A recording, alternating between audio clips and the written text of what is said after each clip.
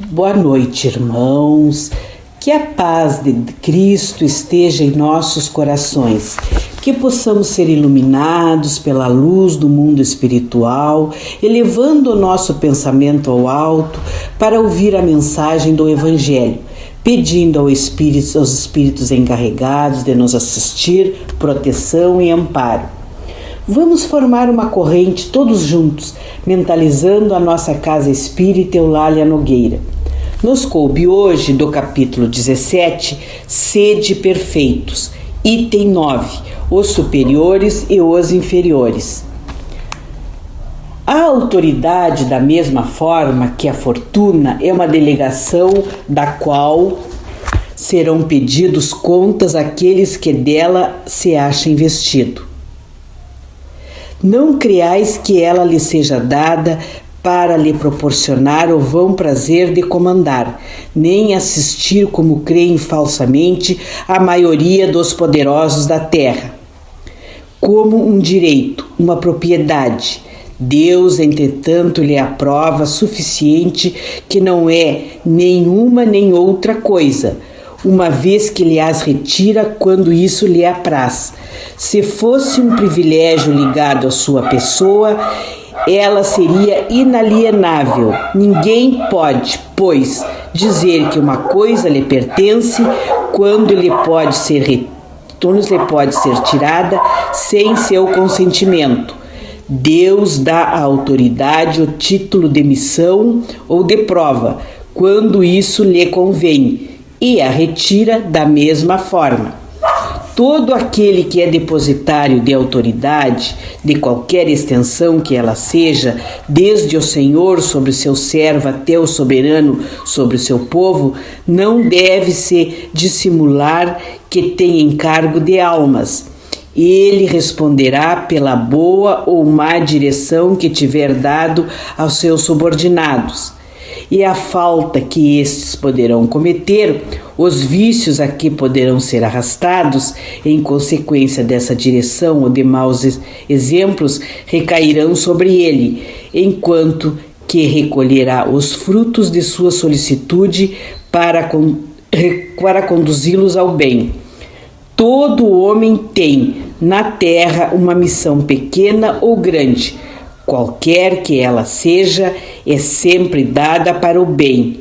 É, pois, nela falir, falseá-la em seu princípio. Se Deus pergunta ao rico, que fizeste da fortuna que deveria ser em tuas mãos uma fonte espalhando a fecundidade ao teu redor, ele perguntará àquele que possui uma autoridade qualquer: que uso fizeste dessa autoridade? Que mal detiveste? Que progresso fizeste? Se eu te dei subordinados, não foi para fazer deles escravos de tua vontade, nem os instrumentos dóceis de teu capricho e de tua cupidez. Eu te fiz forte e te confiei os fracos para os sustentar e os ajudar a subir até mim.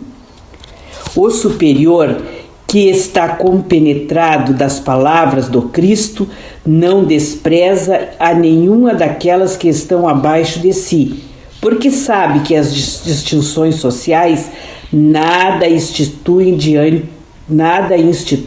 diante de Deus.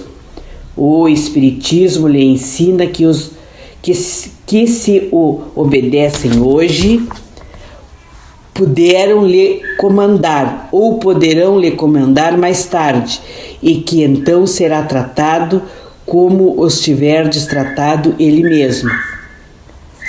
Se o superior tem deveres a cumprir, o inferior os tem do seu lado, e não são menos sagrados. Se este último é espírita, sua consciência lhe dirá melhor ainda que deles não está dispensado, mesmo quando seu chefe não cumprisse os seus, porque sabe que não se deve retribuir o mal com o mal, e que as faltas de uns não autorizam as faltas de outros.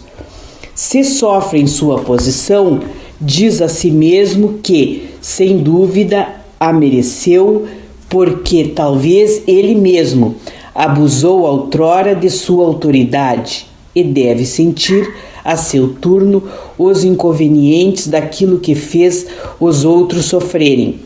Se está forçado a suportar esta posição na falta de achar uma melhor, o Espiritismo lhe ensina a nela se resignar como sendo uma prova para sua humildade, necessária ao seu adiantamento.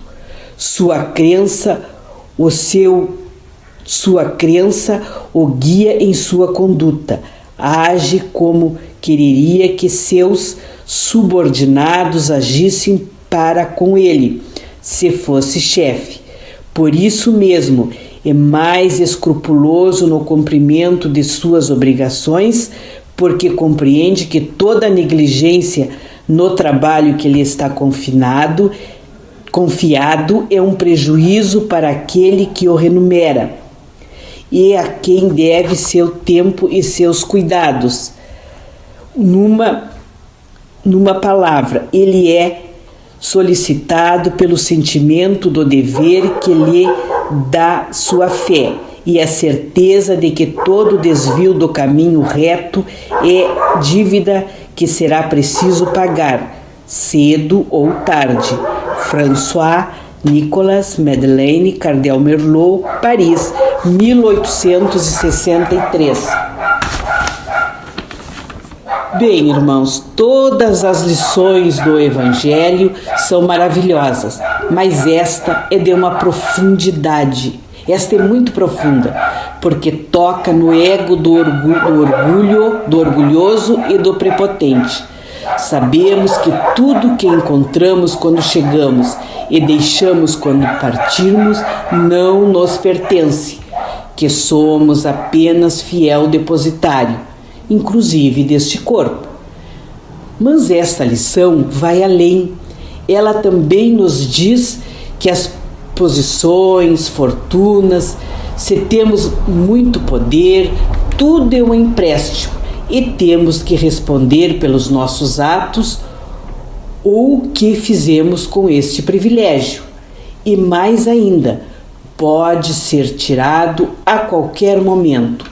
Somos seres sujeitos aos desígnios do Pai. Saber disso é ter consciência de procurar praticar o bem. É o nosso freio de mão. O poder e a riqueza é uma faca de dois gumes, talvez mais difícil do que ser desprovido do luxo e as facilidades dele. A nossa índole, caráter e ética nos dará o norte.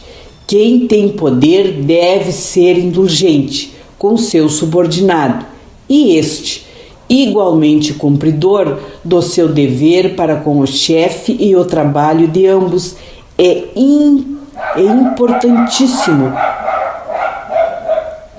Um poeta disse: é muito pouco que o homem sabe, é muito grande o que desconhece, é infinito o que tem a aprender.